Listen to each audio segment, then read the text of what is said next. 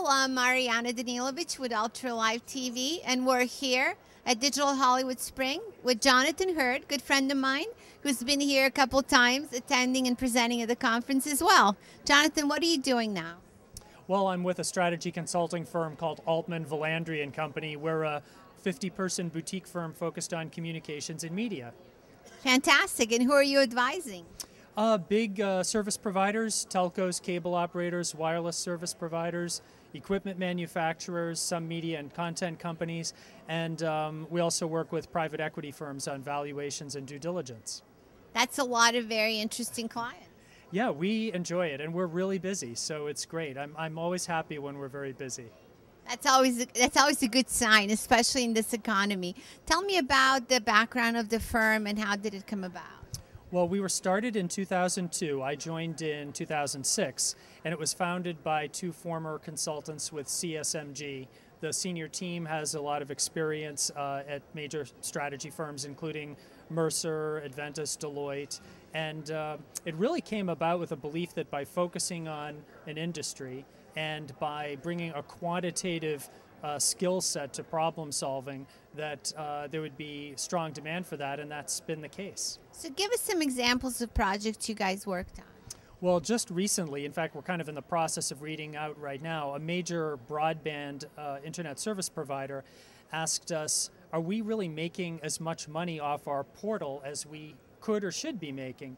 And we said, well, why don't we do this? Let's do a benchmarking study, and we'll have major broadband ISPs in North America and Europe send us their data confidentially. We'll analyze it and report back to you on where there are opportunities for growth. Where are they? Well, there are three areas if you're a broadband ISP. One is convincing your broadband subscribers to actually use your portal, so that the portal being where you could check your email, look at news, sports, that type of thing. The second is, once you've got those monthly users, getting them to use it more. And the third is monetizing that usage, so increasing your CPM or having more time spent on the site. But what we found is that they specifically had a lot of opportunity in the monetization space. So they were getting the traffic, they were getting the usage, but they were relatively underinvested, I'd say, in monetizing that traffic. So we actually have been reading out to all the benchmarking participants and showing how each of them compares to the others, obviously with disguised company names. But that's an example of where we bring that quantitative, objective perspective to our recommendations. And it's always a great methodology for additional work. Well, in this case, it really was, because we've been able to take that learning and expertise and involve the benchmarking participants in it, and some of them have asked us, is there some way you could help us as well? So that's been very good. We've also done a lot on the web optimization side, so determining new pricing strategy for web advertising. We actually, in one project, developed a new search algorithm, or new algorithm for bidding on Google keywords, actually, which saved our client quite a bit of money. So I'd like to know about that one. It's almost like arbitrage. Well, it is, and there's some things going on. The industry's changing so rapidly, and there are new players springing up. So companies who use ad networks and who have a significant amount of traffic, now there are companies that are intermediaries like the Rubicon Project, Pubmatic, and AdMeld. And what they'll do is they might have 30 to 40 or more ad networks that they actually in real time send the ads to, and so therefore they're able to, as opposed to just using one or two ad networks that a typical web publisher could manage, they're getting the benefit of all those different ad networks, and whoever's willing to pay the most at a certain period of time gets the business. So you can really boost CPMs that way. And optimize for your clients. Exactly, yeah. Interesting things. What's very interesting in Digital Hollywood for you? Well, right now I'm a real big fan of 3D, and I know there's a lot of people think there's a lot of hype about it. I actually think it's going to become the de facto way of watching video on every screen, just as color has become the de facto standard. I think we're going to be looking at our mobile handset, not just the TVs and movie theaters, but mobile handsets, PC screens, ultimately everything I believe, will be in 3D. And on the home video side, the home TV side, we're seeing the consumer electronics manufacturers pumping huge investments into making 3D displays affordable because they realize it's the next wave of adoption.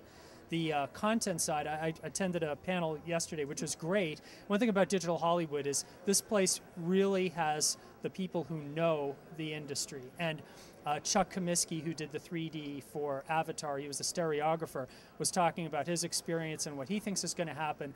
And with a panel of similar experts, and it just brings to life how much 3D is, how much Hollywood is thinking about 3D, how many people are invested in it, and it actually, for service providers, my primary clients, cable operators, telcos, relatively little investment to actually distribute 3D through the network, because in the short term it's going to be done just as an HD stream with left-right images or over-under images. So it's very exciting to think about how quickly that's going to take off and how ubiquitous I think it will ultimately become. And how it's going to affect everyone's business. Well, yeah, if you don't have 3D, it's going to be like you have black and white as opposed to color. And really? I completely firmly believe that. And it's interesting. I actually looked back at some old articles written about color TV in the 60s. And there were a lot of people saying color TV, it's gimmicky. Who needs it? We've got video, black and white, and color doesn't add that much to the experience. Hard to believe now, but there are some people saying that about 3D, and I just think it's completely transformative, much more so than HD was. 30% of people, roughly, who are watching video at home on a big screen, who think they're watching HD, like a large proportion of them are watching standard definition. And it's because HD, while I'm a huge HD fan, a lot of people just don't see it as well. There's no mistaking 3D. Like, when it's there, it's happening. You're not saying, well, am I seeing that in 3D or not? No, it's very transformative. You're not sitting watching Avatar and wondering. Right, it's 3D or not.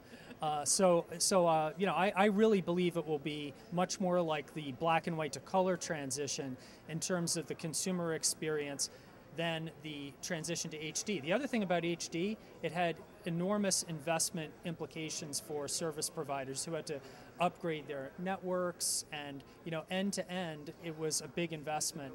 In the case of 3D, it's a relatively minor investment in comparison. Now, there's a lot of learning about what makes good 3D, how to do the stereography, the composition. It's like learning a new medium, but it is going to happen very rapidly. And you mean versus that disorienting 3D that I've tried? Yeah, you can make people sick with 3D, and the idea is to have people not even notice that 3D, it's just a natural part of the experience as opposed to being a gimmicky part. Now, certainly some 3D content where the stuff comes out of the screen into your face for effect, that will still be there, but not as a matter of course. Most things it's about the story or it's about the experience. Sports is going to be huge in 3D. The 3D sports I saw at Consumer Electronics Show and NAB were much more engaging than anything in 2D. So I don't know. You happen to, when you ask about the show, that was the panel that it's an area I'm very interested in. So. And passionate about. And thank you for sharing that. My pleasure. Okay. Thank you, Jonathan. Enjoy the panel. Good luck. Oh, thank you.